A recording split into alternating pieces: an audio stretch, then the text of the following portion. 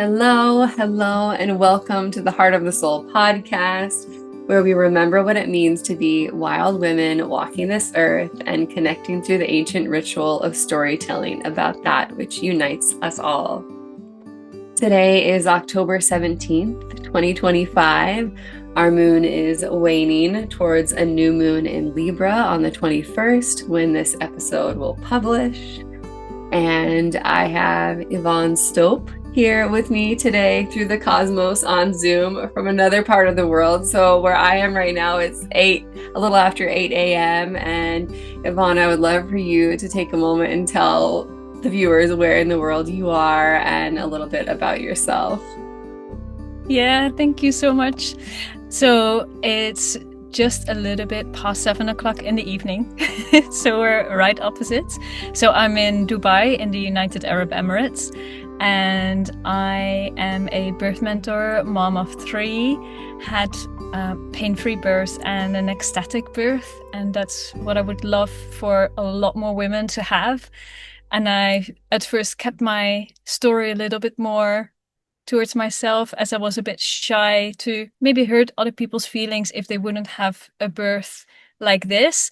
But I think it's worth to share it out loud a lot more. And so a lot more women can benefit from what I've learned and experienced.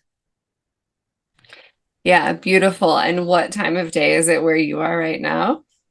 It's just past 7 o'clock. 7 p.m. Yes, Yeah. so fun that we're like, yeah, and my light, I'm used to having brighter light. At this time I have just some like artificial light here because the sun is still rising right now. It's so fun. I love this way with podcasting and getting to speak to women across the world and hear their incredible stories.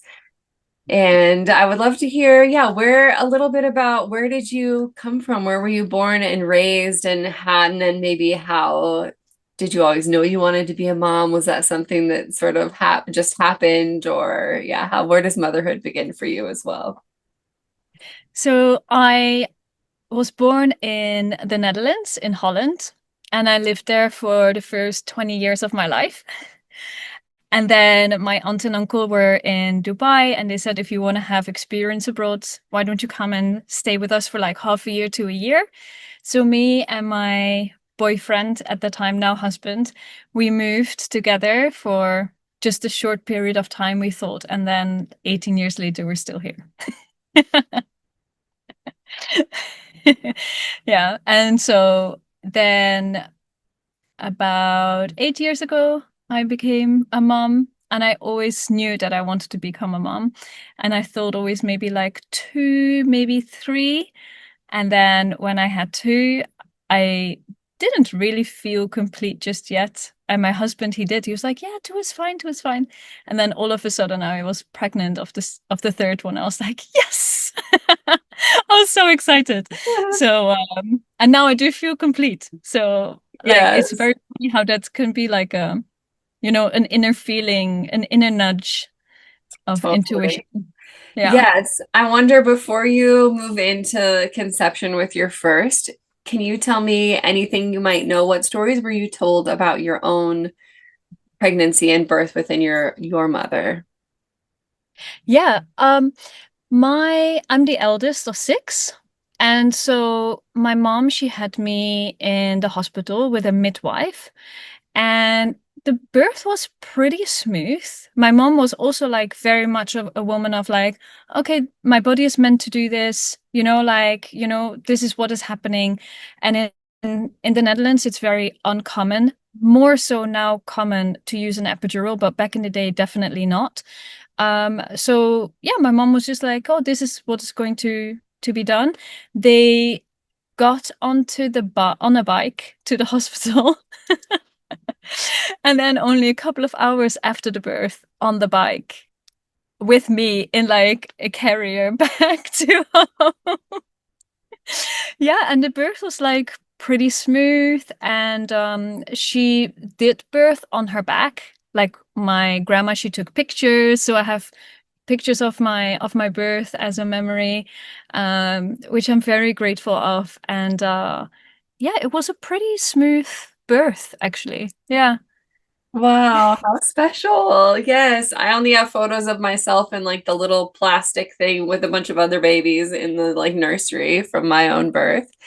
I don't know many people my age with photos of their birth. My husband actually has photos of his birth because his mom gave birth to him outside of the hospital, and his dad was like into taking pictures. And I just think that's so beautiful that you have photos of your birth. Yeah, yeah, that's so amazing. And I think with my grandma, she doesn't have a lot of pictures from her childhood, and she has never known her dad. So therefore, she was like always wanting to capture a lot of different moments, especially like moments like this.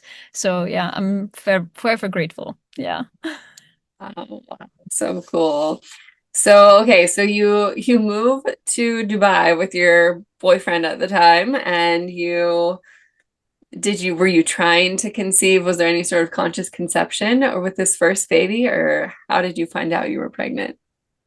Yeah, so I was living in Dubai for around 10 years at that time, and I didn't know that I was pregnant. I was celebrating my 30th birthday with my grandpa, my dad, and two of my sisters. And we went out for dinner and I had a glass of wine and I just didn't feel like drinking it. So I gave it to my smaller sister. I was like, this is a bit weird. I would not really give it to my younger sibling. And yeah, she was 3, 4 days later after I turned 30, I found out I was pregnant and it was a total surprise. Yeah, Yeah, total surprise. it was so fun. So then, had you known many other women who'd birthed in the area? Did you know anything about the birth climate where you were living, or had you thought about how you might want to birth someday, or is that all new in this pregnancy? And tell me how that unfolded.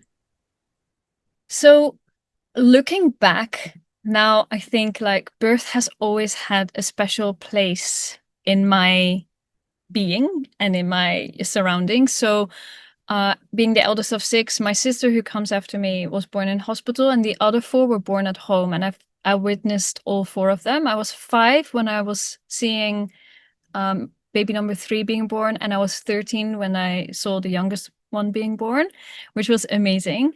And then when I was living here in Dubai, I remember driving one time on a street and I was like, if I ever give birth, I want to have a water birth. So that was like something that played up already in my mind. And I knew that water births at that time were not a thing in Dubai. Like is no there was no place for a water birth. And the rule here also is like you give birth in a hospital and you can't have home births. So home births are not done. Midwives are not, midwives and OBs are not allowed to, enter your home and like do a birth in that way. So everybody goes to the hospital unless you have a free birth. And so, or unless it goes like really quick, you know, and yeah, and that just happens. And so, yeah, I think I prepared my mind already like quite often with, like how I wanted to birth and working also in Dubai as a high-end hairstylist in a high-end salon for women only. I heard a lot of stories about birth. And having seen my mom giving birth to 4 siblings, I know how it can be. I know how, my mom, she's just really such a strong woman, like strong woman, but also, mm, how do I explain that? Uh, just, yeah, she was just going through it. And I think having that as an imprint in my mind is helping already, to how I view birth. And so when I was hearing all these stories from all these women who wanted to have a natural birth but ended up with a C-section, wanted to have a natural birth, ended up with an epidural, wanted to have a natural birth with all these interventions. And then me having had a health issue, went to the doctor, and then I was going into a more natural route with my health. And that also helped me to push a little bit more to go and have a look on like, okay, if I ever felt pregnant, how would I like to give birth? And I learned so much from my clients already. And I think that just put a little bit more like oil to the fire of like, okay, if I'm going to give birth, I'm going for a natural birth and not a C-section. I'm going to do anything I can not to be pushed into a C-section, because that's just what happens very often here in the UAE, or in Dubai at least. Yeah. Yeah, it's interesting how sometimes hearing women's stories of maybe births that you don't want also can help women to clarify or learn about, well, if that's not the type of birth that I do want, well, then what type of birth would I like to try to have? And I just think Yeah. your experience, yeah, as a child, to have those imprints and witnessing of your siblings' births are just, yeah, to have that within you is just so wonderful and magical. And I can only imagine how that, has carried you through life and impacted you. And I'm so excited to hear more about your birth stories here. Yes. So, how did this first pregnancy go for you? So the first pregnancy, I was actually in shock. I was like, how did this happen? Which I obviously knew. Yeah. But it was hard to accept in the beginning. So I just turned 30 and I was like, I want to travel and I want to do this and that, one and the other. And I was like, and my body is going to change and it will never be the same anymore. And so I was going through quite obviously like emotional transition. My husband was super excited. And I think after sort of like the 19-week mark, 20-week mark, I was like, okay, I need to get my beep together, like I have to focus now on the birth. And so from like halfway through the pregnancy, I was just completely focused like onto the birth. Did hypnobirthing, did research, trying to find sort of the best OB, the most natural OB that I could find. Yeah, and just took it from there. And my pregnancy was easy, like just breezing through it. The only thing that I had was like gagging, like after like brushing my teeth. Yeah. In the sink, and but other than that, yeah, it was just so easygoing, and which I'm very lucky with, and yeah, was amazing. And your husband, what stories was he carrying with him about birth? And how was he feeling about supporting you in your birthing experience? Yeah, very supportive. His mom, she, with the last birth, she had a little bit of affair, because his brother was born not really like going to be breathing. So for a couple of minutes, like especially his dad was quite scared that, like his little brother wasn't going to make it. And then when he did make it, they said for a very long time he will have like problems with learning and all these type of things. None of that became true. He is one of the smartest people I know. A very photographic memory. The only thing he has just a tiny little bit on one ear is that his hearing is not 100%, but other than that, anything else is just as normal. So whatever normal may be, yeah. So I'm not sure actually how it impacted him with my birth. Obviously, he wanted to support me as much as possible. He hasn't really spoken much about his siblings, like the birth of his siblings or of himself. It's a very interesting question, actually, now that I think about it. Yeah, so he was just like very supportive, joining into like the hypnobirthing and all these type of things, and just listening to the stories. We tried the massage techniques and the breathing techniques and the food and all these type of things. Yeah, just very supportive, like, and on board with what I wished. to do. Yeah. Sweet. And then, so how did this labor begin for you of this firstborn? It started to be like a little tickle in my tummy around like 11 o'clock at night. And I was like, this feels a bit funny. And my husband jumped up. He's like, let's go to bed because, we need to get some sleep in because this could like go, you know, this could be the start. And it was. So we went to bed, went to sleep. And then around, I would say early morning, around like 3:30 in the morning, I woke up and I was like, I need to use the bathroom. And then it started to feel like a little bit more stronger, the surges that I had in my tummy. And so I took a shower because I thought maybe if I take a shower, then I can go back to sleep again. But that didn't happen. So after a while, I woke up my husband and it actually went all like pretty quick. So he called the hospital because that's what we were, instructed to do. And they were like, oh, let's her take a bath or a shower and give her some breakfast.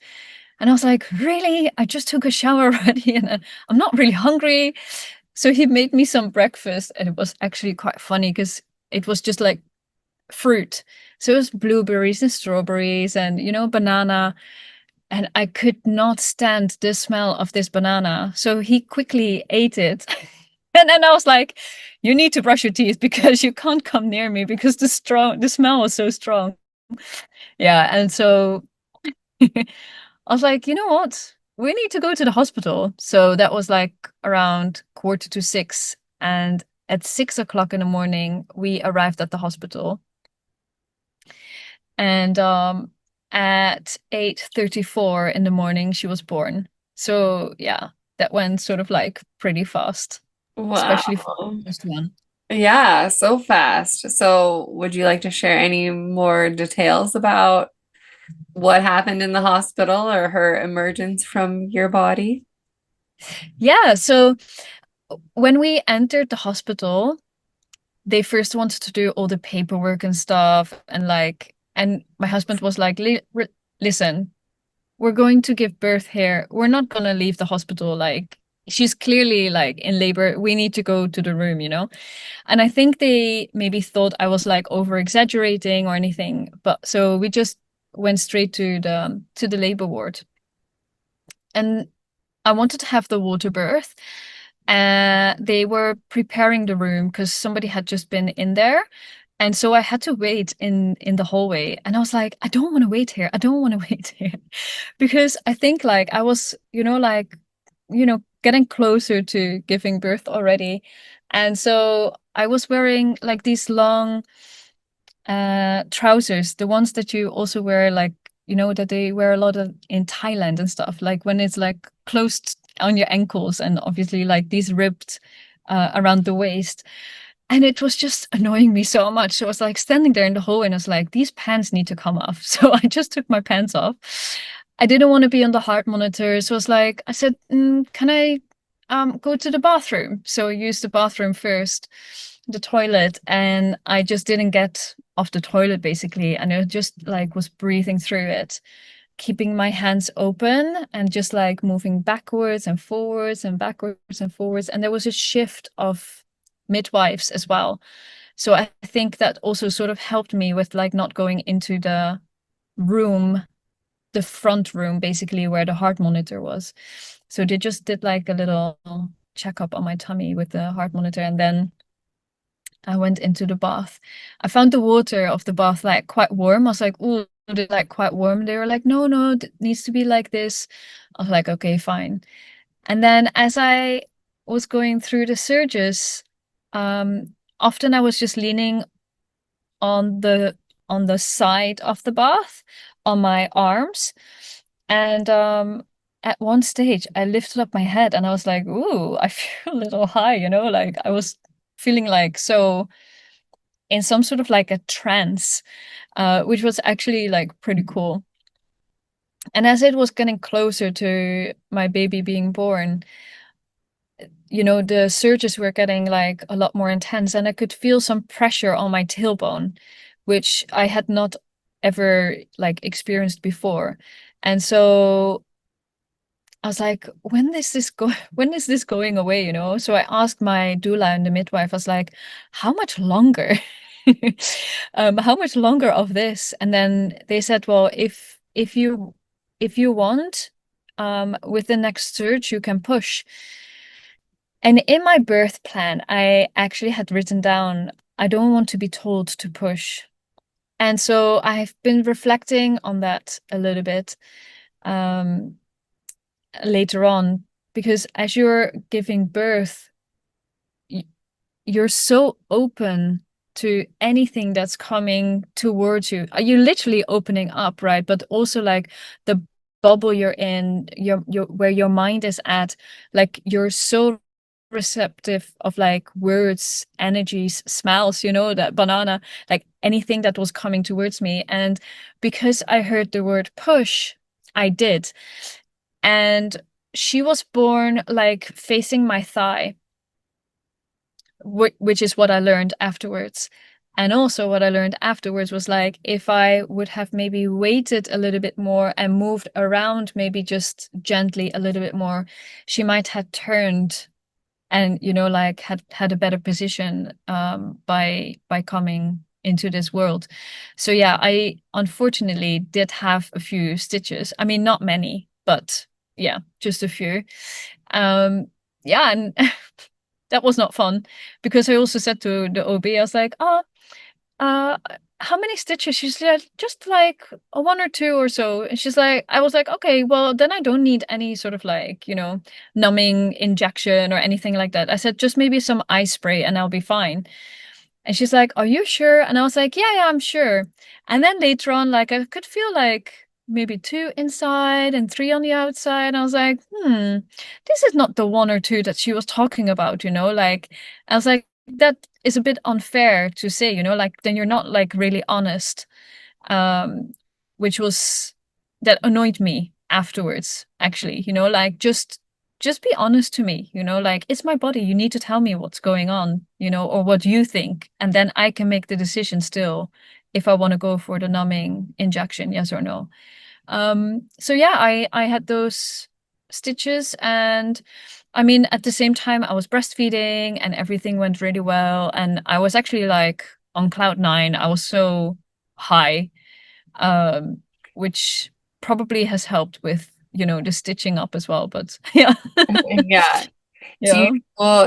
Did they place her right on your chest or did they take her or what were the No. procedures like there?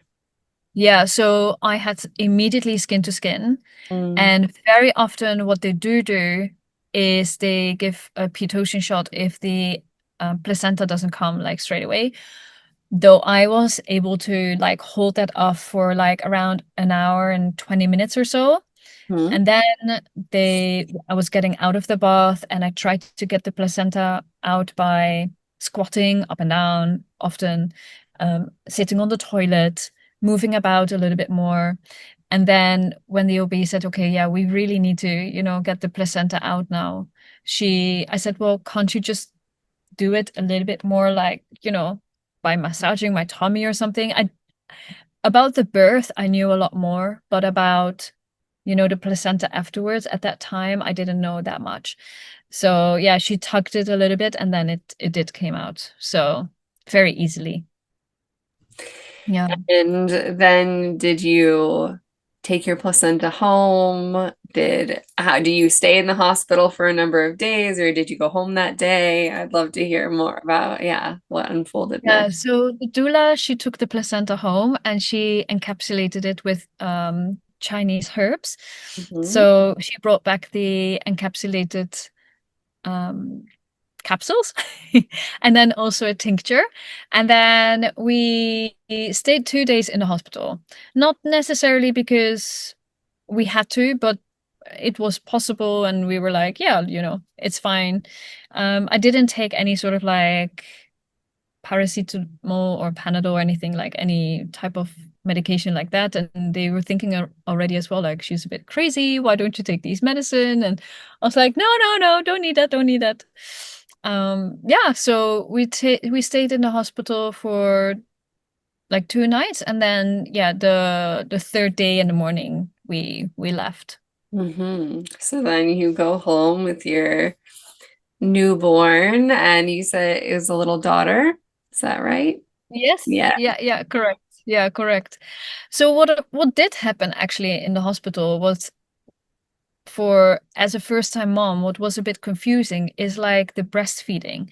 And I think even like the midwife and the doula, even though the doula has also been a midwife, what they didn't really help with was the breastfeeding part. And I asked for a lactation consultant, and they were like, oh, sorry, like the lactation consultant is not here. She's on holiday. I was like, okay, great, you know? So I obviously started breastfeeding, and one of the nurses said, oh, you need to hold your breast like a hamburger. So I was putting my hand just like a round circle around my breast. She's like, no, that's not how you hold a hamburger. I was like, listen, I don't eat hamburgers. So I don't know how to hold this thing, you know. Um, and then I remembered somebody gave me the information about Jack Newman, a man who had like a video on YouTube, uh, very detailed of like how to breastfeed. So like in the middle of the night at like 4 o'clock at night, me and my husband were watching this video, play, pause, try it out, rewind, play, pause, you know, like, and that helped so much. So afterwards, when we went home and then we went for a checkup afterwards with a lactation consultant in another clinic, she's like, wow, I wish like a lot more moms were coming to me and breastfeed in this way. So I think maybe it's also a little bit of like what I have seen growing up with my mom, you know, like breastfeeding, like that little bits and pieces were coming back into my mind. But definitely that video like helped a lot. Yeah. Yeah, that's so cool about the video helping. And then, yes, also remembering that you witnessed your mom breastfeeding. And even if they're not like conscious memories, that you have that within you, which is Yeah. what we all used to have when we got to witness breastfeeding happen often, but just isn't Yeah. as much a part of our world right now at this time. Yeah. Yeah. Was the motherhood like, so would you like to share anything about your transition from maiden into mother and this huge rite of passage and how you felt in those first, months or year or whatnot? Yeah. I quickly went ahead with the rest, yeah, like my normal life. So after 3 weeks, we were out and about again for, like a lunch here and a dinner there, and with baby, not without her, like with the baby. And, but like very quickly, I went back to sort of like normal life and normal routine. And I was home with her for about, before I went back, I was home with her for maybe like 4.5, 5 months. And then as I went back, because I was working as a hairstylist, I went back like very gradually. So like half a day here, half a day there, and then like sort of maybe as she was like 8 months or so, I was back to like 3, 4 days. So like I'm considering myself like quite lucky because the maternity leave here is 45 days from the day you stop working. And yeah, it's just so sad. So I was very lucky that, I was able to Mhm. work around this with my bosses at the time. Yeah, but can you tell me about your home country and what maternity leave is like there? Yeah, which which I think is actually for the Netherlands is not that great either, to be Oh, honest. yeah. I don't know completely the whole ins and outs, but from what I remember of a friend telling me, it's about 4 weeks before you give birth, and Mhm. then 3 months from the day you give birth, which is also not a lot, I would Yeah, say. not still not enough. Yeah, but sounds like better than Yeah. in better Dubai. than Hmm. exactly, like better than what it is in Dubai. But it's, I mean, considering how it is in the Scandinavian countries and more the Eastern European country. I know Hungary, I think, has like at least a year, Sweden as well. So, and going through it like now 3 times, and having this open wound in your body from your placenta, which is about like as big as a football. And, like we need to recover. We need to recover. We've Yeah. gone 9 months through, like through that process Mhm. of growing a person and then being expected to be, at full capacity at work and stuff like that. No, it's not okay.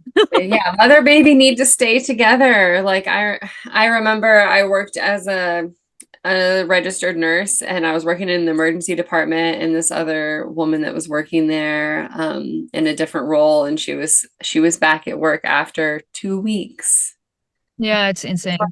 Because at that time where I am in Washington State, there was zero paid maternity leave. When I gave birth to my son, there was zero paid maternity leave. You only got 4 to 6 weeks unpaid, you know? Mhm. Oh, there are some laws where you have some paid maternity leave, but it's still nothing like it is in Canada or in parts of Scandinavia. Yeah. Yeah. So yeah, it's crazy. Also here, it was not paid. Like I didn't have paid leave either. So I was very happy that, up to the years leading up to the pregnancy and the birth, that we had like saved quite a bit of money to be able to do this. Yeah. Mhm. Yes. Good. And so breastfeeding went well in the end, even though it was sort of a rough start. It sounds like Yeah. then you figured it out together with videos and everything. I love that. And is there anything else you want to share about motherhood, this first journey into motherhood before you lead into the conception of your next one? Oh, if I have something else as she was growing up, I obviously like just adoring the whole growth and the baby phase, and we traveled a lot, which was amazing. Like, yeah, we went to so many different places. um just seeing like how this little human is growing, and that you've created it is just, yeah, so miraculous and amazing. I From the top of my mind, nothing comes through Yeah, anything specific, but yeah, if something comes up later, I will share a bit more. sure. I know some women, even for myself, like even though I've been a nanny for years and taking care of other people's babies, the amount of energy and everything that I wanted to pour into mothering and that I gave to mothering was just, it felt, I was surprised at how much energy and how little sleep. Like my son just didn't really, he slept those like 40-minute increments for the first almost year of his life. So I felt overwhelmed. So some women speak about that. Other women feel totally at ease in motherhood. And I just the variation of our experiences is so vast. Yeah, so different. I think for me, if you talk about it in this way, I just flowed into it. And I think it's because I've been the eldest of six. So, like growing up with the siblings and having an age gap of 13 years, I did the changing of the diapers and bathing the baby. And if my mom wasn't breastfeeding, maybe like feeding them or giving them a dummy. I didn't give my kids a dummy, but like, my siblings did have one. So, getting them dressed and changed and, burp them and, you know, hold them to sleep. So I think that sort of like has prepared me also already for like motherhood. And it was just, yeah, as easy as pregnancy was. And I would say as easy, or quite easy, the birth was. Like I flowed into motherhood. One thing that I also did, what was completely new to me and my family, was that after she was 21 days, I started to do elimination communication. Yeah. So, because I wanted to do something that I was staying away from, like the chlorinated diapers.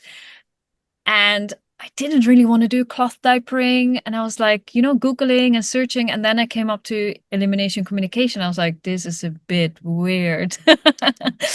And then as I was like learning more about it, I was like, it makes sense. And so my mom was there and I was like, let's try it. And it worked, like she did her first pee in like a potty. And I was like, what? This is insane. So then I was like, how do I get my husband on board? And he always had dogs in his life. And I was like, yeah, like with a dog and a puppy, you do exactly the same. Like, why not with humans? So then he was also on board, and we have a nanny. Like as I was going back to work, we have a nanny who looks after my baby, and I was getting her on board as well. So like that was really cool. Yeah. Yeah, that's fun. Yes, I remember, yeah, learning about elimination communication and being like, I definitely want to, do that with my kids. And we also did the same. And there is that, like, you also want to have the buy-in of the husband and for them to be on board. And also then it like spread to like grandparents and people's awareness. But it's so interesting because in other parts of the world, that is like just what they do with their babies, and because they don't have access to diapers, and it's just uh, the way things were and the way things can be. And so that's fun. I didn't wait till 20 days with my kids. Actually, my husband caught my daughter's very first poop, like the meconium. I was like, had her in bed, and he like saw her doing some wiggles, and he's like, I think she needs to go poop. He'd already done it with our daughter. And I was like, okay, like I wasn't having that feeling in the moment, but he was having that knowing that you get after you have this practice in place. And he held her over the big toilet, and like all that sticky poop just went right in, and it was just magic. Yeah. Yeah, with my first one, obviously, I only learned about the elimination communication like later on, like after, 3 weeks or so. But with my third baby, we did call the meconium poop as well. Uh-huh. Yeah, which is so Yes. cool. Yes. And I get why they call it elimination communication. I like to call it intuitive toileting because that feels so much to me more in alignment with Mhm. what it feels like, because we're using our intuition and noticing signals and offering the toilet as a place for them to pee and poo instead of their diaper. And yeah, that's great. Yeah, nice. It's actually a nice change of words. Yeah, I like it. Yeah. So then take me into conception with your second. Yeah, with my second, what happened was this was more like conscious, very conscious actually. So we were like, okay, let's try. And And then I how old felt was your pregnant. daughter then? She, when he was born, so my second one is a boy. When he was born, my daughter was around 2 years and 4 months or something like that. Yeah. So yeah, she probably was like a year and a half or so when I conceived. And yeah, pregnancy, easy, same as the first one. Although around the 20-week mark, I felt that pressure, what I felt on my tailbone during the birth with my first one, I started to feel that with my second one. And I was like, this is weird. And then one of my clients, he suggested to see like a pelvic floor physiotherapist. And I saw this lady once, and I've never felt that pressure anymore at all. Like this one session made all the difference. And I was like, wow, this is just like fantastic. Just that one session made all the difference. And if I wouldn't have gone maybe to the session, it would have maybe led into like more issues, or like you would talk about it with the midwife or the OB that I was seeing. And Mm. yeah, and yeah, that was just great. So apart from that, with my second one, didn't really have like any issues. And And did when you conceive on the first try with the second one? yeah, first Yeah. try, yeah. Yeah. Yeah. Awesome. Yeah, first try. And this time round, I felt like so excited and so happy, like completely different from, emotionally completely different from what I had with my first one, which was incredible. And with the first one during the hypnobirthing course, I learned about orgasmic birth. And again, like even with the elimination communication and orgasmic birth, I was like, this is a bit weird. And as I was like thinking about it more and more, and I was like, all these women are like either in pain or it's intense, like what I had experienced. Like I didn't experience per se pain with my first one, but like it was intense. And I was like, if it can be pleasurable, this is the question I was asking me. Why wouldn't I go for it? So then I was just like going through all like material and exercises and my changing my subconscious mind and like really looking after myself and caring for myself, not necessarily per se in a sexual way, but more sensual and really like, yeah, touching my body to think of like, okay, if I touch myself on my inner thighs, how do I feel? Do I feel comfortable? Am I breathing through it? So, and like then I was like visualizing my birth, and I knew from the moment I was pregnant that this birth was going to be quick. And one of my clients said to me, but yeah, you just never know. It's birth, and there can be so many things that can go wrong, and la la la la la. And that threw me off a little bit. So I think, like, if I can give one advice to women, if you have this intuitive thought that something is off or that something is going to be quick, or like you have this intuitive nudge, follow it, because you're probably right. Like, and that outer noise that you hear, like going into your ears, tut, tut, tut, tut, tut, tut, like let it go, because my second birth was an ecstatic birth and it was quick. Like it was really quick. Yeah. That's amazing. And I like that you bring up, it doesn't, that pleasure also doesn't have to be like sexual. You can also just like enjoy the pleasure of touch. And that's something that I encourage women to do, like in pregnancy when we're working together, is how do you enjoy being touched? What sort of touch is pleasurable and that feels good to you? Because a lot of women have a hard time verbalizing that, or even like providing it to themselves, like you said, touching like your inner thighs and feeling how that felt, and even like stroking your own hand and noticing like, ooh, how does that feel? Does it feel better if I push a little harder, or do I prefer really light touch? And that, I think it's a really important thing for especially women to explore, is our own pleasure. Absolutely. Yeah. Absolutely. What And more can you share about, yeah, your practices in preparing for this birth? yeah, so what I did also with all three of the births is I lathered myself with coconut oil before I went to sleep. From like, my chest, my breast, all the way to like halfway down my legs and my thighs, outer thighs, inner thighs, my tummy, everything was just like completely like shiny, because it was like, I don't want to have any growth marks. And if I can prevent it like this, that's the way how I'm going to try.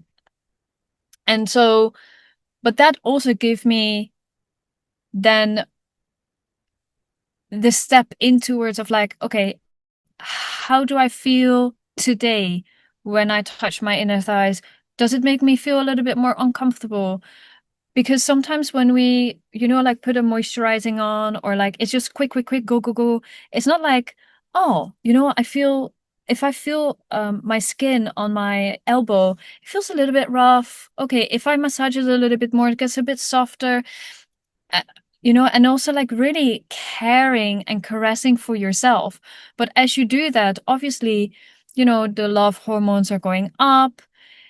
You feel more at ease, your breathing is going down, like you feel more calm, instead of like, fast paced, where in Dubai a lot of things are fast paced. Maybe where you live it's not, but just to calm down and to just to calm those nerves.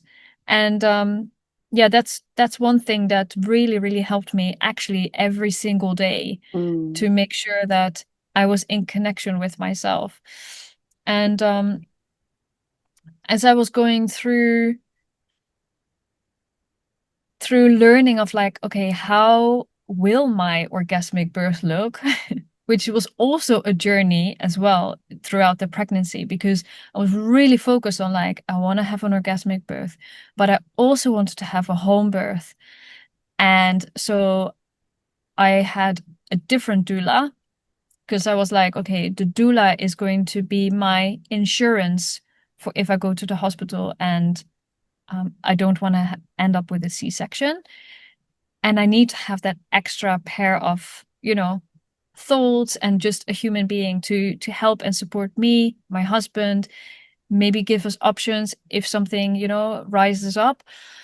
And this doula, she was like, I sat up front to her, I said, listen, I'm gonna go for an orgasmic birth. So this is what is in my mind. This is what I might do. I might do some nipple stimulation. I might ask you to leave the room for, like some stimulation like around the clitoris or anything like that. But it might not happen. And I think my birth is going to be quick, but we just don't know.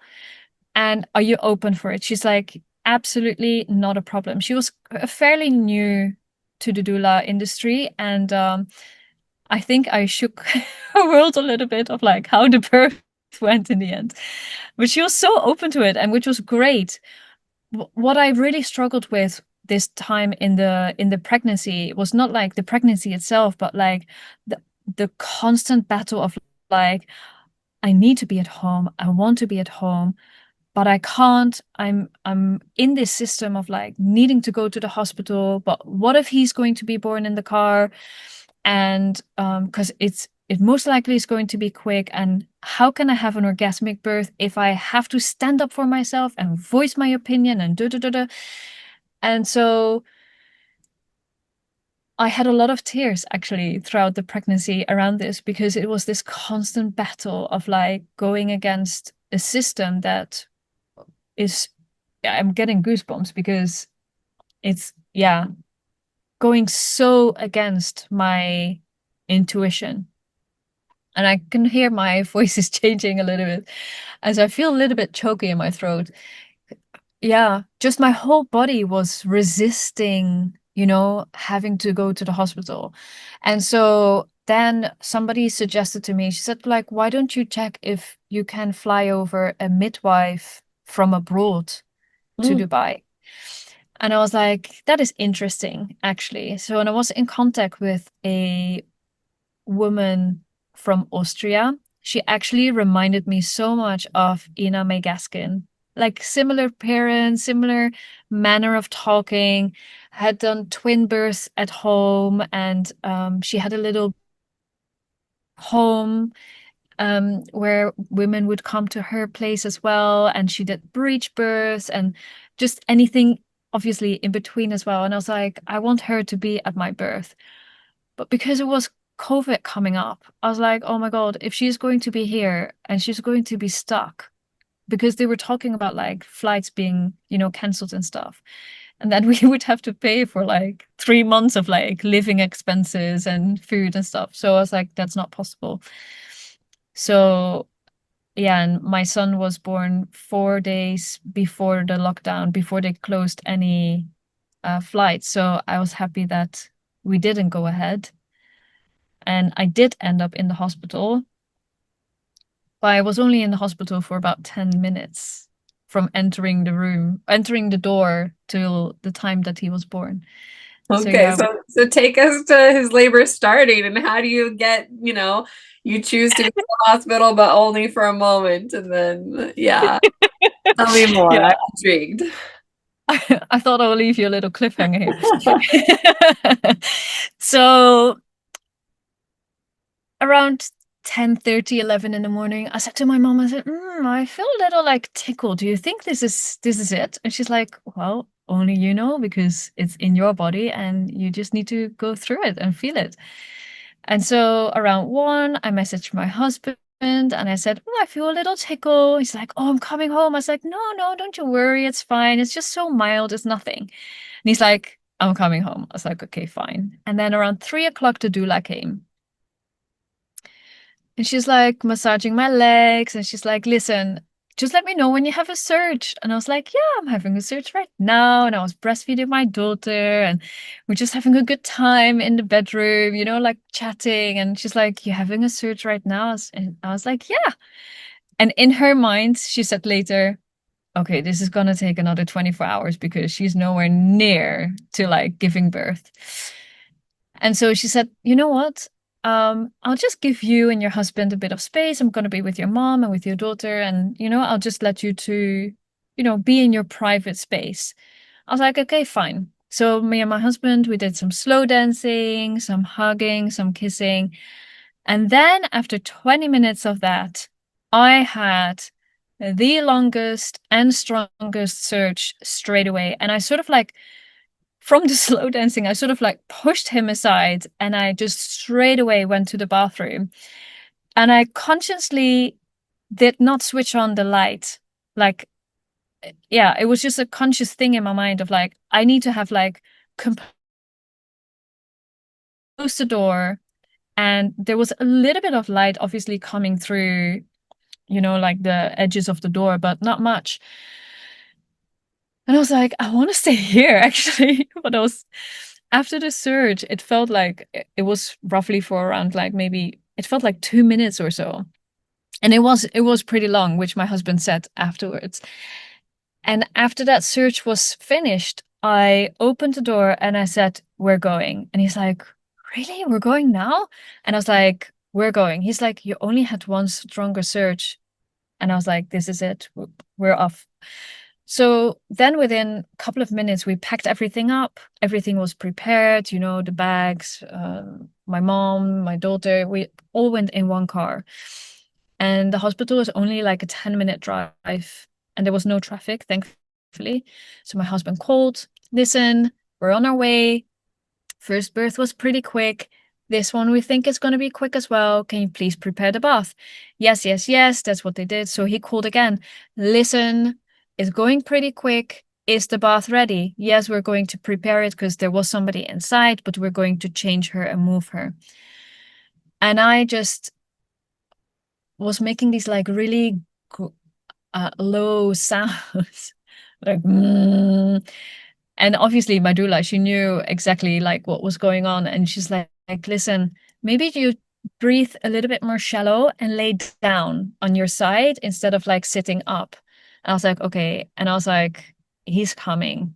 And I felt so vulnerable in the car because it was just past 5 o'clock. Like I would say 5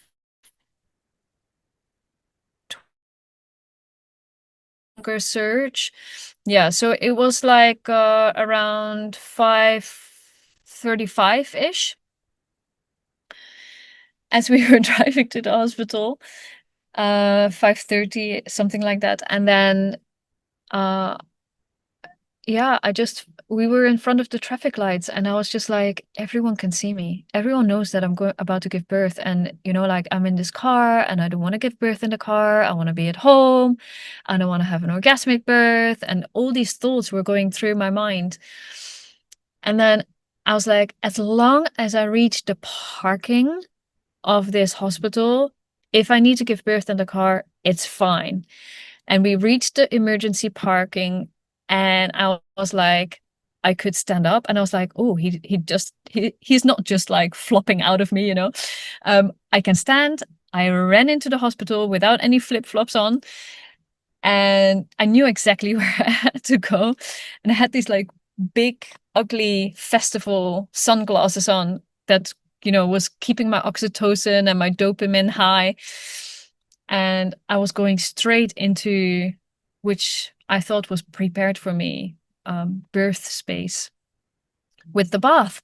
Because the door was open and I had everybody behind me. My mom, my husband, my doula, my daughter. And I wanted to walk into that room, and I could hear from behind my husband saying, and a midwife from the reception, "You can't go into that room because somebody's in there." And I was like, yeah, preparing my bath, right? And then the midwife was like, "No, no, somebody's in there, like giving, like going through labor." And I was like, "But you said you were going to change her." I was like, "Is there another bath?" And she's like, "No, no, there's not another bath." And I was like, I know there's a bath in the heart monitor room, because when we did the tour, I had a look behind that door. I was like, I'm curious what is behind that door. So I had a look, and there was like just like a normal, like sort of rectangular bath.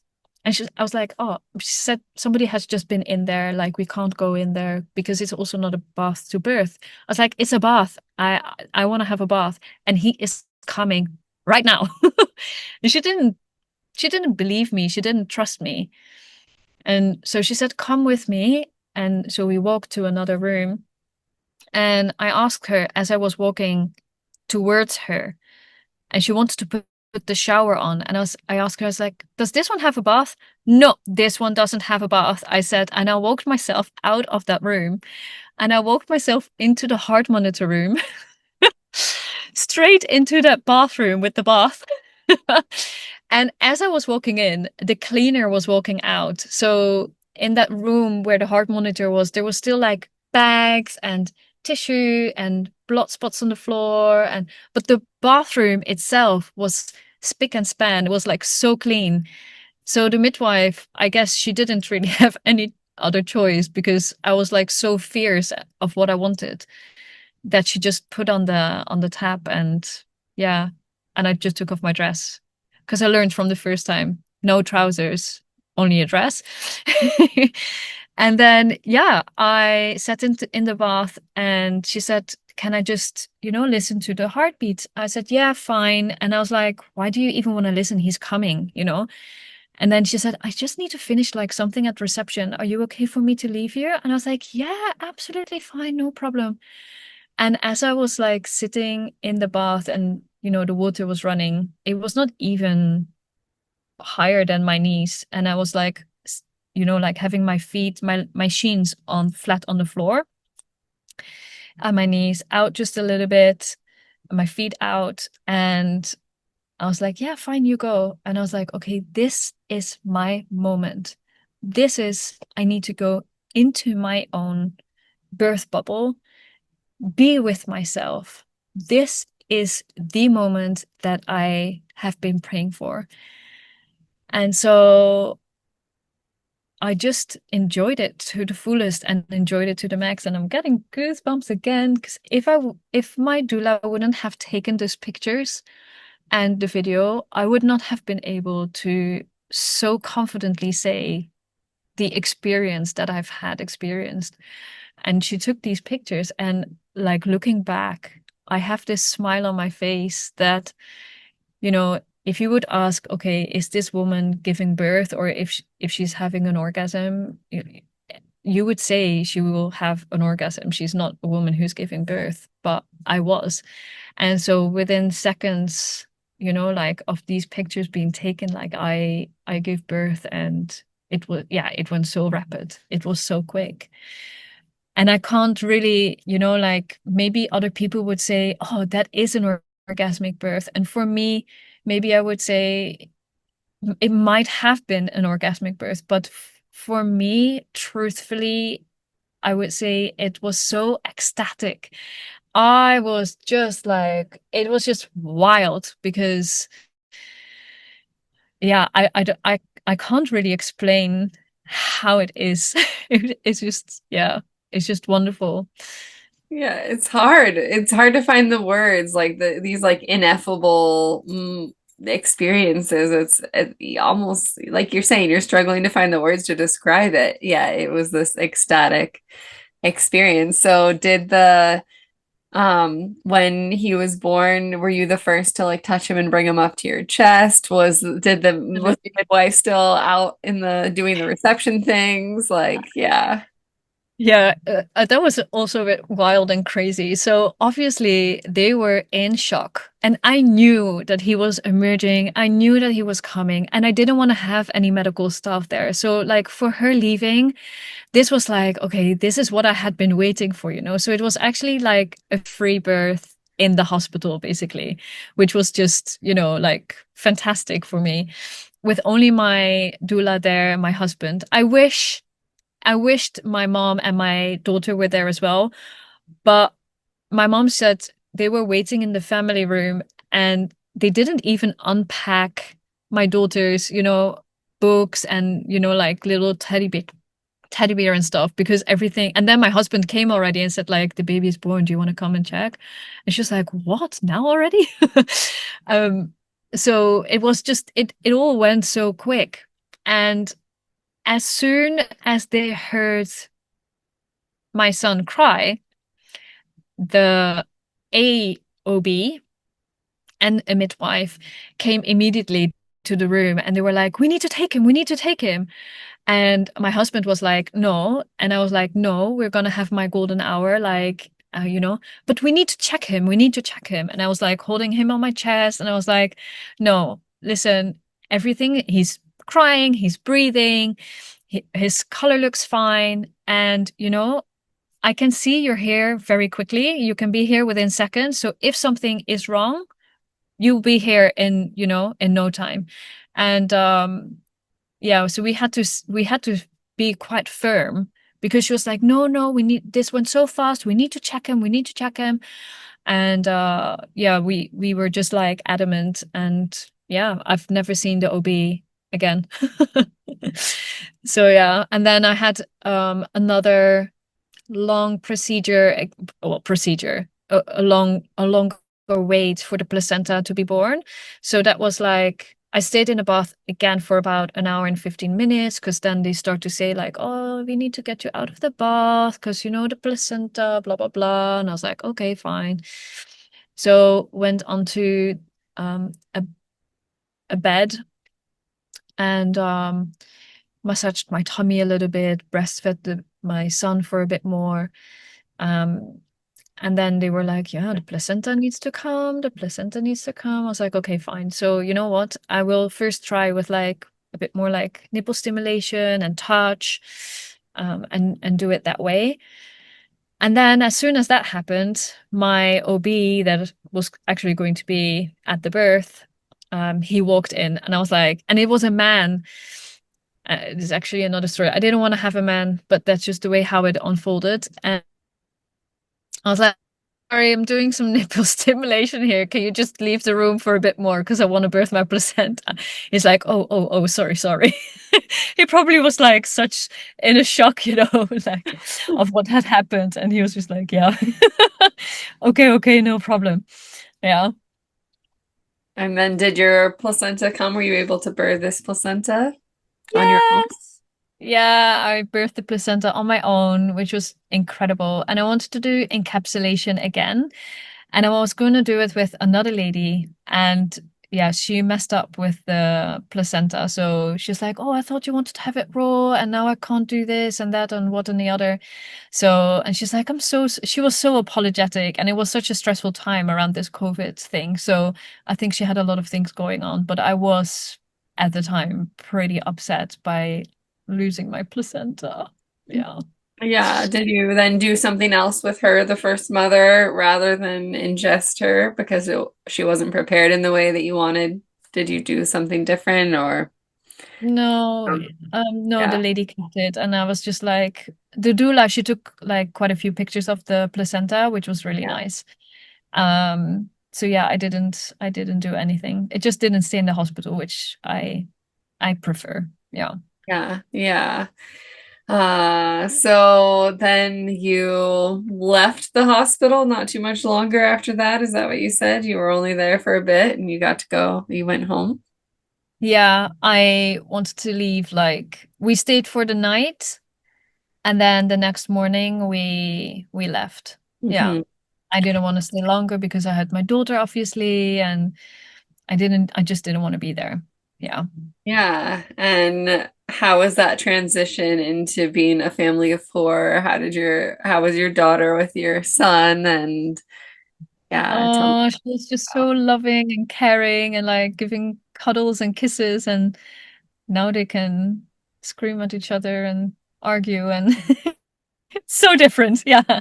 No, it was just really great. It was just really great. Not like not really like a lot of jealousy. I think she was also maybe still a little bit too young for that, but I also included her a lot. So like, do you want to get the wipes? Do you want me to help clean the bum? Like all these like tiny little things of like, and I was still breastfeeding her as well. So I tandem breastfed them. So I think Mhm. that also has helped. Like, so that was very special actually for them. As I was breastfeeding them together, they were looking into each other's eyes and they were holding each other's hands. And I was just like, oh my God, this is so sweet and so good. Like, just, yeah, it was just such a beautiful moment to experience that, together, the three of us. Mhm. Because in Dubai, very often it's warm, and in our home, sometimes if we don't have the AC on, it gets like pretty hot. So I always said like, oh, let's do tummy to tummy. So like, yeah, we always had like bare little tummies against each other. So yeah, it was just so good. Sweet. Yeah, so so this was your son is 5 now. Am I doing the math Yeah, right? yeah, And yeah, your correct. daughter's like 7 or something like that She ish. just she just turned 8. Yeah, she just turned 8. Yeah, Oh, sweet. Yeah, so yeah. okay. And you have one more birth story to share here today. And yeah, I'm excited to hear how the Yeah, so birth third began. birth was total surprise again. And I was just like, unlike my husband, he's like, what has happened? Exactly the opposite of like the first birth. And so I was like, oh my God, I'm so excited. So, um, and immediately I felt a lot more complete with this third birth. And now that I see her little character as well, it's like, okay, she just had to be here. Like she didn't leave us with any choice. She was just like, I'm coming for ya. Which is so good. And I'm so grateful for that. And yeah, that pregnancy, I had a little bit of blood spotting around 6 weeks, 6 to 8 weeks pregnant. And then also around nine, let me see, around 21 weeks, also a little bit of blood spots. And that was like totally new for me because I was like, as my husband was not so comfortable with this birth, more also of like, financially and like how life would be, and like with two and work is a lot already he finds. So what about the third one being there? So for him going through it, and then for me also, going through this pregnancy was again completely different to the other two experiences, which is also again something not really that we speak about a lot, that all these pregnancies and all these life circumstances have such a different impact on the way how your mind is going through things and your body and your surroundings and how you think about birth, it towards the end as well. So, and then I found this pregnancy, it was easy, apart from the blood spots. Like yeah. With the blood spots, did you choose to do anything with that? Like, what did you do with that information or that knowing? Did you sit with it and let it let it be? Did you seek some sort of outside counsel or information, or how did you navigate that? No, I did a quick Google search, and I just didn't do anything with it. Mhm. I just let it be, and I'm I don't really have like any sort of like faith as in a religious faith, but I did pray a lot. I was like, you're gonna be mine, like you're staying, you know?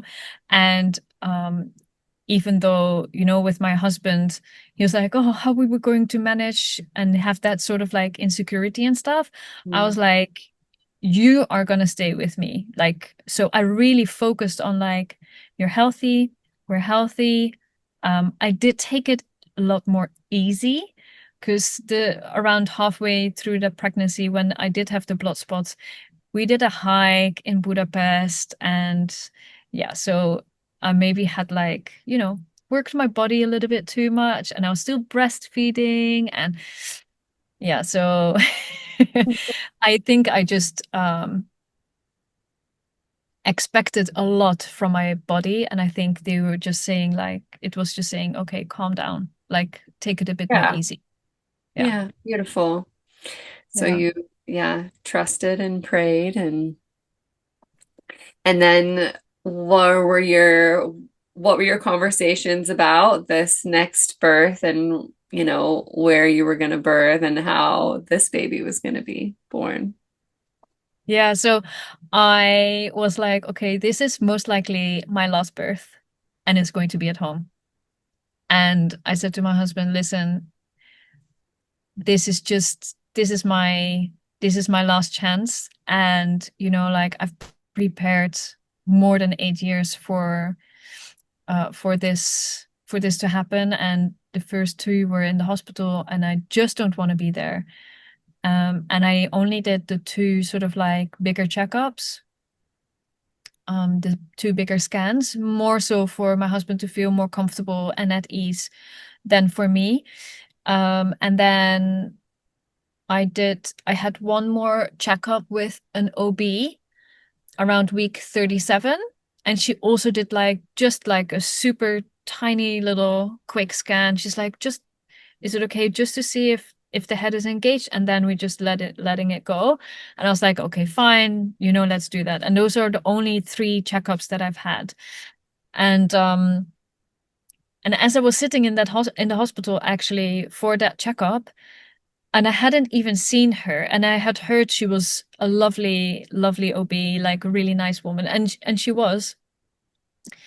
And I said to my husband doing the registration, and I said, "Oh my God, I have a tummy ache." And he was like, "Why?" And I was like, "Because I just don't want to be here. Like, I just don't feel safe. I don't feel comfortable.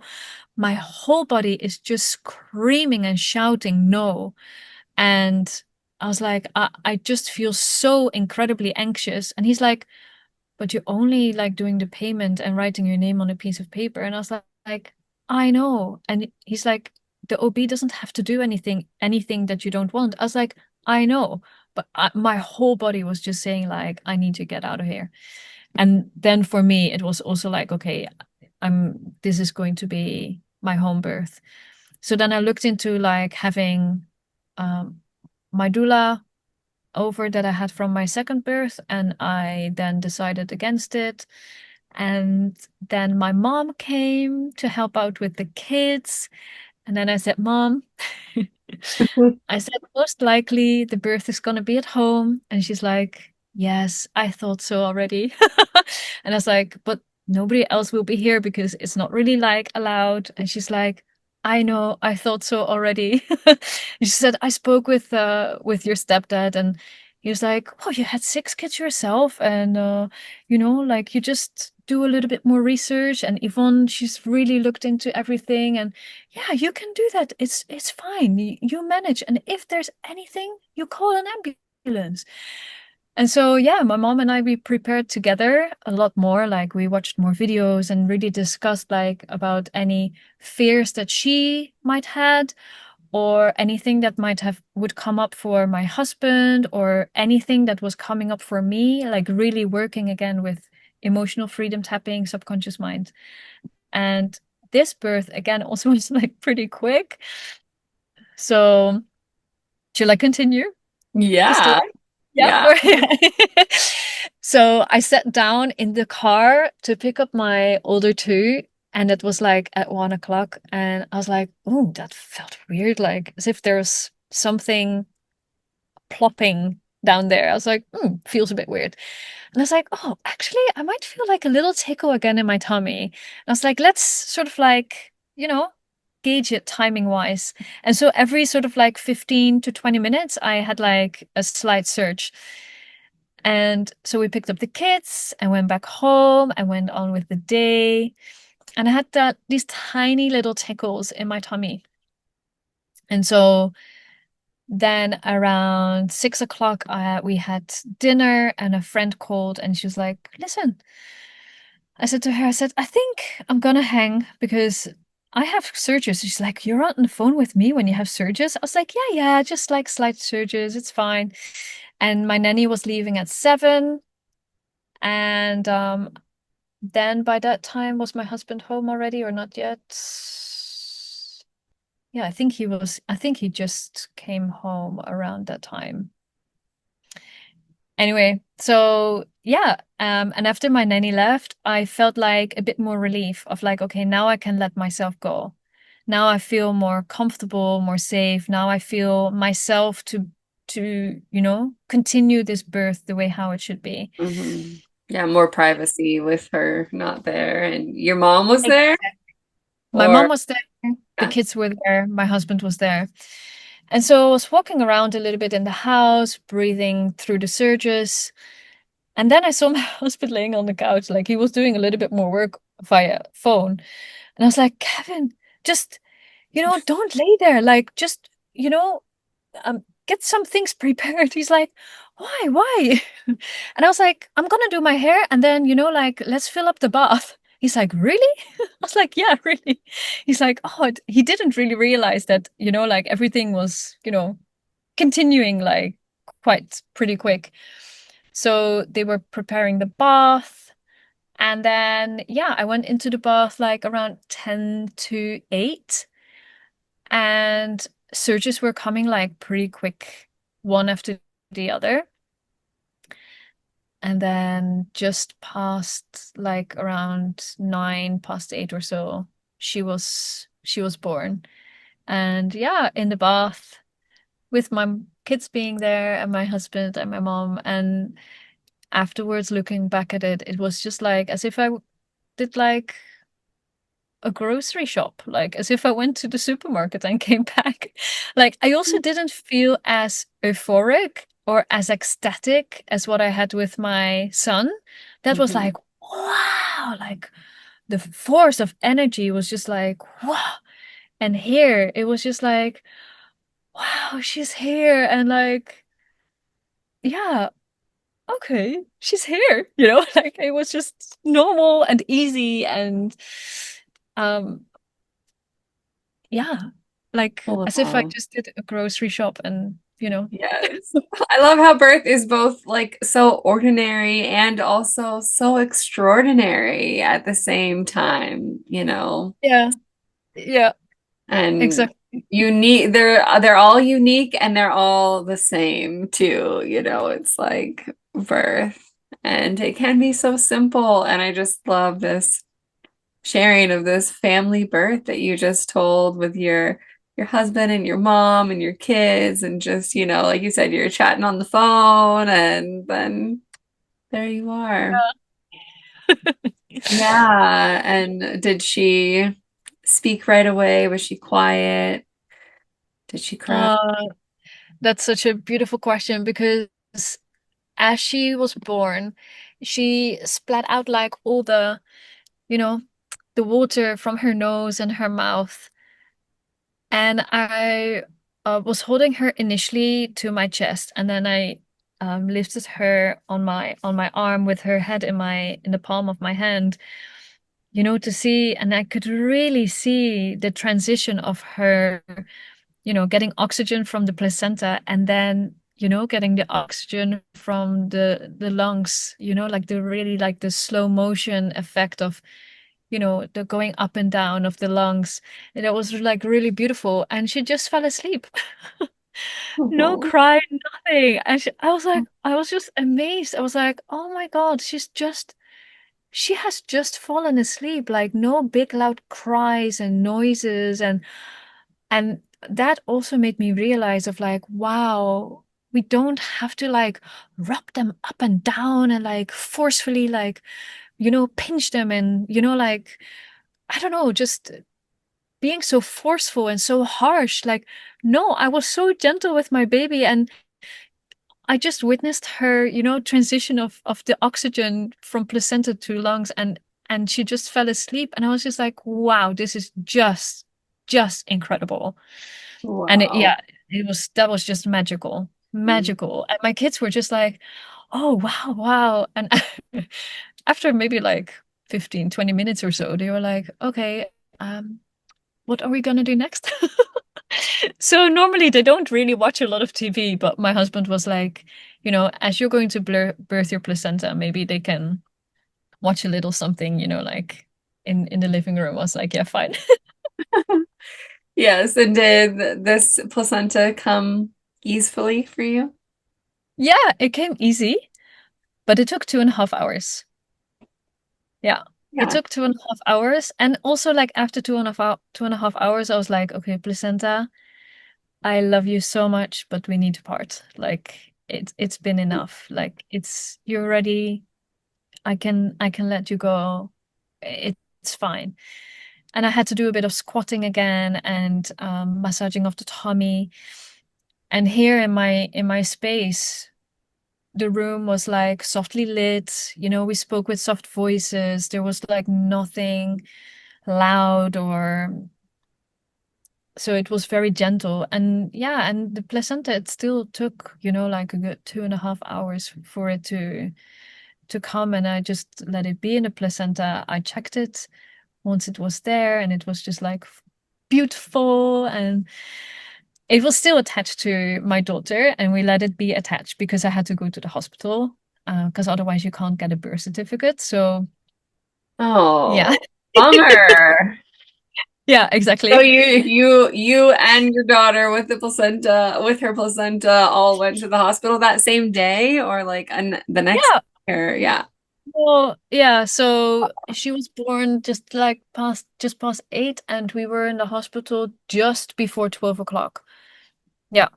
So thankfully, actually, we were there just before 12 o'clock, because otherwise on her birth certificate, she would have had the day the next day. And now it was just on the day that she was born, which I'm very grateful for, actually.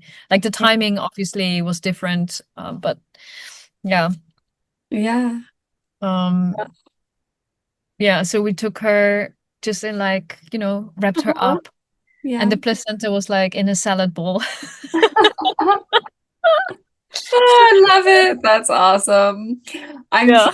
curious. I'm finding myself here. So my son, he's 8 now, and my daughter is 5. So also like kind of similar-ish timing. And he witnessed her birth, and they were both born at home. And with my son, a midwife arrived 7 minutes before she was born. With my daughter, I planned not to have a midwife there. And my kids, and especially like my son at his age now, he'll go around like talking to people about birth or asking about birth and say that, he loves swimming because he was born in the water. And, do your kids also bring up birth to people randomly in sort of fun situations like mine do? I think it's great because people aren't used to talking about birth, especially with children. And I'm curious if perhaps yours do too. I guess they talk about it because we talk about it a lot, but there's nothing really that specifically um comes to mind of like any situation or anything like that. But I'm sure there have been like maybe some incidents with other people that they were thinking, okay, this is a bit like different. Yeah, I remember being at a park and like my son was talking to, it was like the grandmother of the child, and I wasn't like in that conversation, and a little bit later she's like, "So you like birthed your babies at home or whatever?" I'm like, "Oh yeah, did my son told you?" Like, I just think it's great that they're growing up thinking that this is the like normal way to birth, and yeah. Yeah, and for so many years, this was the way how we birth. And I think we are sort of like community, people are we there to be in community. And obviously, like if you want to have more privacy at birth, that's part of it to, exclude yourself from, being surrounded by people. But it's such a, especially with kids, when I was going through the surges with my third birth, my kids, I was like swinging left to right and backwards and front and like really big hip circles, because that really sort of like helped me breathe through the surges, which weren't painful. I was just breathing through it. And my son and my daughter like alternated with like holding my hands, and like really swaying from left to right. And they were just so gentle and so caring and so calm, like, because they knew what was going to happen. And yeah, it's just amazing. I'm just so, so grateful for them to be there and have witnessed, birth to be like this, especially for my daughter, my eldest, because she Yeah. knows, like now, like she knows that Hmm. it doesn't have to be painful, or it doesn't have to be traumatic. Like, this is imprinted in her brain, Yes, which in her is body, in her nervous system. Yes. absolutely, yeah. So you had an ecstatic birth with your son. And Yeah. then when did you get into being, so you've like lived it. I think these are the best teachers, right? You teach what you know, or Yeah. hopefully we teach what we know and what we've lived and experienced. So tell me more about being an ecstatic birth mentor, and when did that start for you? And Unfold. So it started to unfold as I went back to work as a hairdresser after my third birth. And because when I have my clients, which are ladies only, if they're pregnant or if they're open to talk about birth, and I have to speak about like what is possible, how is achievable, what can happen, what the experiences are of a lot of my clients, in the salon, in the hospitals, and really try to warn them, if you don't prepare yourself, your mindset, your surroundings, the people that you have with you, then birth can go pear-shaped. And like, yes, you never really know exactly what will happen in birth, but if you really go back to your instincts and your intuition, like, you know, like I know that, we just know, we women, no we one know if teaches we, us how to poop. Like, no one teaches us yeah, how to poop. Like, people use that sometimes because, yeah, babies, they're born and we're not being like, okay, no, this is how you need to like push to get that first poop out. They just do it. exactly. But also, like, having that analogy of like pooping, you also know that, okay, this one might be a little bit harder today. And when you're sick, you're gonna be like, oh my God, I need to run now because it is coming through like, a tornado. So that is also instinctive, because it's not like, oh, it happened and then you know it. No, your body is giving you signals already up front before it has happened, that this one is a little harder, this one is a little softer. Anyway, so Yes, well, and it's natural to want to have privacy and feel protected and safe when we release, whether it's a poop or a baby. exactly, exactly. And I think that is also because of smells, right? When you go back into the wild and you have like, when you release things, the waters or anything like that, you have like different smells. So you want to be safe. So yeah, when I went back into hairdressing, then my client, she fell pregnant with her first one. She's like, Yvonne, I'm pregnant. You need to teach me. And I asked her, I said, okay, how would you like me to teach you? Like, do you only want to like meet up, or should I create a course for you? And as I was like still, no, sorry, I was still on maternity leave. And yeah, and then I created the course for her. And then after she had her birth, which was not pain-free, but she had a pretty smooth and quick birth, then another client from the salon, she's like, Yvonne, I'm pregnant and I've always been terrified. And she had a quick birth. And then I had another client. And so that's how everything like rolled onto from one to another. Um, until I had just like recently one client, and she just came like so late into like the preparation, and she did end up with a C-section. And that sort of like also have told me to prepare a lot more in advance, because yes, your body is capable of birth, your mind is capable of birth, but if you don't prepare yourself, especially in an environment where protocols and procedures are so much and an agenda is so much in place of like interventions and C-sections and like that whole system, it is very difficult to to not fall into that. Yeah, Yeah. and when you're in like this position of power, when you're not in a position of power, or when you it feels like these people have power over you in a hospital, and Mm. when you're like in this, like you said, like when you get into labor land and you're off in some ways, and yet like it's so much harder to advocate for yourself. It's not the time where we should be needing to, but the way that the system is set up right now is it's very challenging to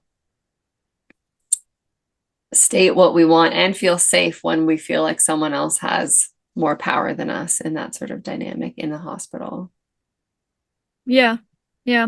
And also obviously the knowledge as well of, for example, so she had 2 nights of surgeries already before she went to the hospital. Hmm. And like I I told her she's my client, but she wasn't necessarily my client in the birthing space. So even though I was in contact with her, it was not necessarily that I was being her birth mentor per Right. se. I didn't take on that role completely Hmm. and fully. And looking back, I was like, maybe I just should have, because, I was saying like the movements that you do, for example, with spinning babies, or like moving forward a little bit to give the baby a bit more space. I sent that all to her. I just don't know if she actually did that, if she went through it. And then it comes back to like, okay, if you then go to the hospital, they probably don't say to you like, oh, lean a little bit forward, and like then, the baby's head will have a little bit, or the baby will have a bit more space, and his head might, change a little bit, and his chin might tuck a little bit under. And no, like, oh no, like let's listen to the heart and listen to the heart monitor. And oh no, yeah. So anyway. Right. And like you're saying, she also kind of sought more information nearing the end of her pregnancy. Honestly, I feel like women should be preparing for birth before they're even pregnant. Like I think we should be teaching younger women about pregnancy and birth, that it shouldn't just be, oh, I want to get pregnant, so now I'm going to learn about it. This should be just basic female knowledge to know about birth and how it can, all the different ways that it can go and our different choices. And Absolutely, because when you get pregnant and then you start learning about it, if there's so much new information, it can be so overwhelming. Like, and obviously in modern society, what you focus on a lot more is like how to prepare the nursery and what to do for the bottles and all these type of things. Whereas like this is your wellness, this is about your body. And that is what I, as a birth mentor, this is what I mostly sort of teach. So basically the subconscious mind, the emotional freedom tapping, how can you change your fears? How can you change your doubts? And then how can you optimize the wellness of your body with nutrition, body position, leaning forward, not backwards, like all these like little tips and tricks that can help like give you an easier birth. And then also with communication, so like how to have more of an open communication with your doctor or your midwife or even your husband and even yourself, like what fears and doubts are coming up and how do you work around it. With my first one, it was just like, okay, how is this baby coming out of me? Like it's hard to imagine like how it can feel. And when you go through birth, every single birth is different. So every sensation that you feel at that birth is new. And that's where you have to surrender to. And if you can't surrender, or if you can't let go, because we like to be in control, that is where pain starts to unfold, and that's where it could be a little bit more complicated. But when you let go of that, when you've prepped your mind, prepped your body, then it's a lot easier to go through the birth process. And fast forward to, for example, my third birth, there I went through a lot more emotional freedom tapping around the financial side of things, not necessarily the birth or like an orgasmic birth. So like every single pregnancy brought in different doubts, different fears, different moments of like, how am I going to deal with this situation, and how can I have my birth as optimal as it could be, and keeping an open mind. Yes, I wanted to have an orgasmic birth, and I did have an ecstatic birth, but I was also thinking, if I need to birth for 3 days, I will birth for 3 days. If my baby is going to be breech, I will do breech. So like I was not only focusing on how am I going to deliver, like my baby only like in an orgasmic or ecstatic way, or having that free birth. If anything would happen, or like I was open to any sort of like possibilities, but it was not my focus. Mm-hmm. Yeah. Yes. Well, before we close here, because I am looking at the time and I know it's getting late there, could you tell me do you have a way you define soul, or what you would say the heart of the soul is? A way to define soul. Yeah, the soul for me is like my little body. It's always there. And if it's in tough situations or in happy situations, it's just always that connection that you have with the spirit, with the soul around you, that is never going to let you down. Because harder moments might be like more of a learning curve. Happier moments are just bringing you more ecstasy or more joy into your life. And I think soul is just like, it's just always there with you, always there to help you and support you in whatever situation that you might be in, and to guide you through life. And I'm getting goosebumps again. Yeah, truth bumps, they're the best. Yeah. And so you have a course, and you also do one-on-one mentorship with women. And tell me anything more about that you'd like women to know, and where they can find you. And I'll put links in the show notes. Yeah, so I have an Instagram page. It's called Your Blissful Birth. And then you can find my website there as well, yourblissfulbirthjourney.com. And I have the course. It can be self-paced, so you can find anything there for like the emotional freedom tapping. That is the core where I start the course with.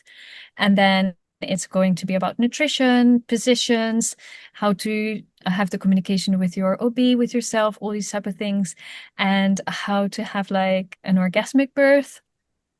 So if you would like to dive, and then if I do one-on-one, which I absolutely love, because then when you chat with someone, like other things are coming up. And so I love to do one-on-ones, and we just dive deep into like what fears and doubts are coming up. And very often we speak about that. So yeah. Yeah, beautiful. Yvonne, thank you so much for sharing your incredible stories here today with me across the world. And we're making the time work and all the things. And it was just such a joy to hear your wisdom and hear about your own birth story, and how that led you to then birthing your own children. And wow, I love it. Thank you. Thank you so much.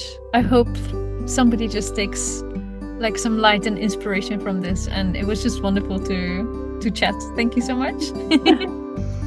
Thank you so much for tuning in to the Heart of the Soul podcast. If you love this podcast, I would be so grateful if you might leave a rating or review or share the show with someone that you know. And if you want to work with me, please check out my website and my current offerings there. And if you have any questions, just send me a DM or an email. Sending you all so much love. Mwah.